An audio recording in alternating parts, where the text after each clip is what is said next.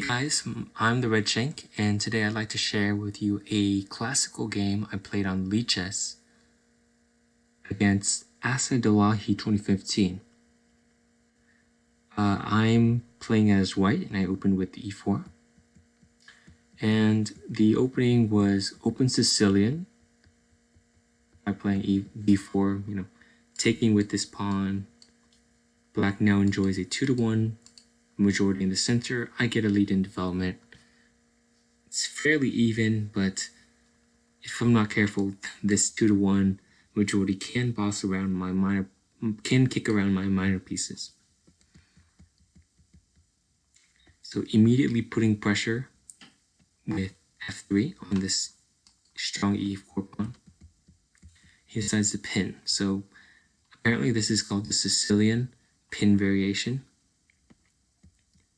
He strikes in the center, so very good play by my opponent. I decided to pin this knight in return because I can't really count on this knight as a defender.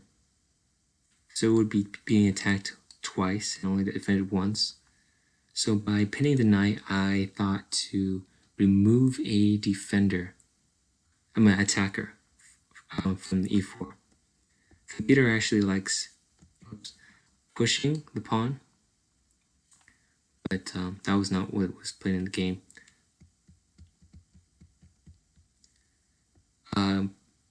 Here I realized my mistake. Now this knight has a ton of pressure, and if I'm not careful, I'm going to lose a pawn, maybe even more. So I draw my bishop back. The computer actually likes taking the knight in this position, but I just went for breaking the pin immediately. It means I lose the tempo, but at least I don't have to worry about any tricky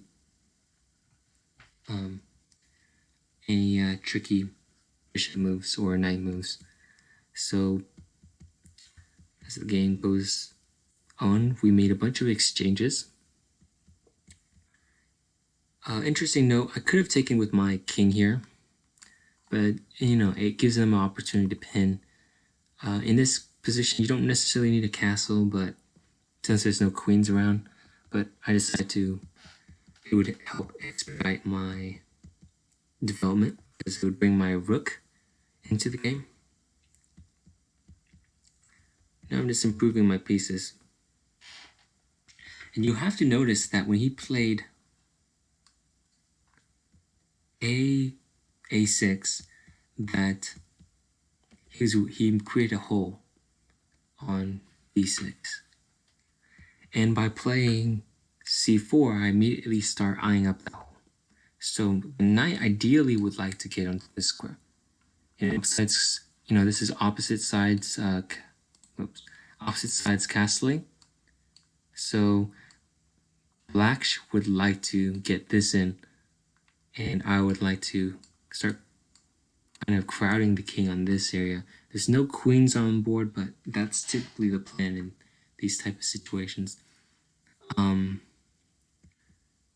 So black's just trying to get his development, and this pawn makes it awkward to develop the bishop. So I think that's why he decided to develop the knight first. Also, by developing the knight, he guards it with this square. And here is the first mistake by my opponent. By playing to f6, he gets into a nice square here, maybe eyes up this square on d5, but he gives up control over b6, and that's what I take advantage of. All of a sudden, black's development is going to be extremely difficult because I already own this file. So the rook can't challenge me without losing a piece, of course. And this bishop cannot develop normally because I would take, and if he takes with his knight, I would take back, and I'd be up a piece in this variation. Of course, I would be able to support it with later playing rook from h1 to d1, and it would just be downhill for here. Of course, typically maybe black would like to play something like pawn to b5, but in this situation, black chose to improve his knight. So without that pawn move, I have the opportunity to cloud up, blockade his pawns from moving, so his bishop can't get over this diagonal, and now his bishop can't get over to this diagonal. I was hitting his rook, so he moved it. He doesn't want to be down the exchange at the very least. And so the only way to develop this bishop now is to move this pawn forward somehow and getting it on maybe e6. So what I did was I stopped that idea altogether. So this pawn can't move, this pawn can't move, the bishop can't move here, the knight can't move here, the rook can't get onto this open file. Rooks like to be on open files, so right now, black's in a tough spot. It's going to take him many moves to maybe consider even pushing this pawn. And if he moves this knight, then I fork both rooks. Right? And I threaten to win the exchange. He takes and I take back with the fork. So black's in a tough spot. He tries to make trouble, saying, you go for the fork, I go for a fork. But in this position, I just met his threat. My threat still lives, and his threat can be stopped. But of course now he has the opportunity to play here. But first, but of course I would just jump in and win the exchange. So black chose to redefend that square.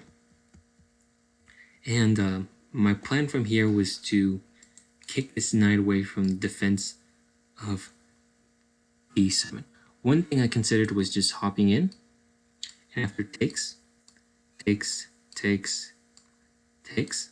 my rook would be on the 7th, and if he tries to challenge it, I would back it up with my other rook.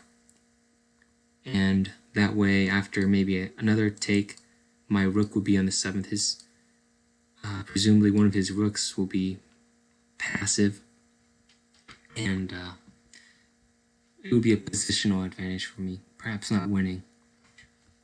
But it was one approach I could have gone with. And so now I'm just seeking to kick away this knight. But here, he thinks he sees a good square. He's attacking this knight, forcing it to move. He's blockading this rook, but he forgot what his knight was doing. And as you can see, these knights are ready to land a fork.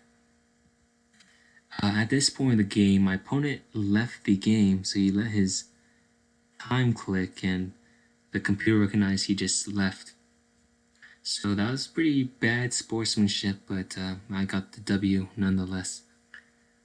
The main losing move, the losing move, yeah, it was a mistake for sure, was playing knight to f6. Before, if black wanted to develop in a timely manner, he should have kicked my knight away with b5, and after maybe knight to e3, then he could think about moving his knight here and delving his bishop, and the game would have been much, much different. But in this case, he created a hole, and I took advantage of it. That's all for today.